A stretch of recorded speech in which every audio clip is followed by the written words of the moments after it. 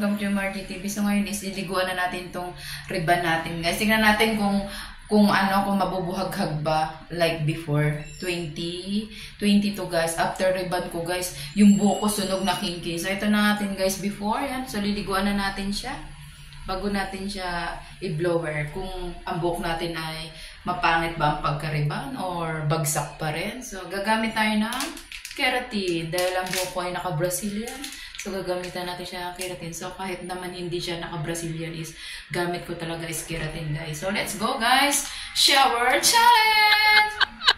So, ito nga pala is, first time kong gagamitin ang shower. Kasi nga, di ba nga, pinagawa ko itong bahay. So, tapos, wala ako dito. So, ngayon, magsha-shower tayo, guys!